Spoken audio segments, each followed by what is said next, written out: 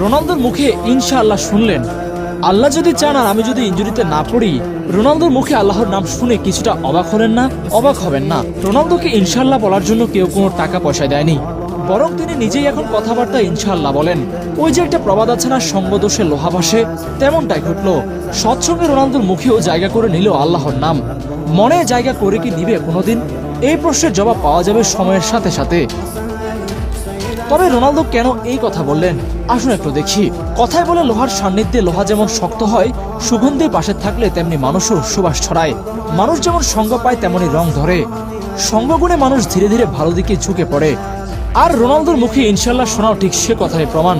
Globe সকার awards 2025 ছিল Portugal টিমের জন্য স্মরণীয় একটি রাত। এদিন বেস্ট ন্যাশনাল টিম নির্বাচিত হয়েছে পর্তুগাল, মধ্যপ্রাচ্যের সেরা খেলোয়াড় নির্বাচিত হয়েছেন ক্রিস্টিয়ানো রোনালদো এবং সেরা মিডফিল্ডার নির্বাচিত হয়েছেন ভিতিনহা। নিজের পুরস্কার নেওয়ার সময় রোনালদো বলেন, আমি 1000 গোলের মাইলফলক ছুঁতে চাই, ইনশাআল্লাহ কোনো ইনজুরি না হলে আমি ওইটা অর্জন করবই। রোনালদো সৌদি আরবে আসার পর বিভিন্ন ইন্টারভিউয়ে তাকে ইনশাআল্লাহ বলতে শোনা যায়। এছাড়া হরহামেশা সোশ্যাল মিডিয়াতে রোনালদোর সৌদি জীবনের কিছু ভিডিওতে দেখা যায় সে সবাইকে সালাম দিচ্ছে, এমনকি আজানের সময় ট্রেনিং করতে সতীর্থদের বিরত রাখছেন। এছাড়া সৌদিতে থাকার কারণে মাঠে মাঝে মাঝে মোনাজাত ধরতেও দেখা যায় তাকে। সৌদিতে আসার পর ইসলাম ধর্মের কিছু মূল বিষয়কে নিজের মাঝে যুক্ত করেছেন রোনালদো। এখন তিনি যে ইন্টারভিউয়ে বারবার ইনশাআল্লাহ বলেন, এটা কেউ তাকে শেখায়নি, এটা এসেছে পরিবেশ থেকে।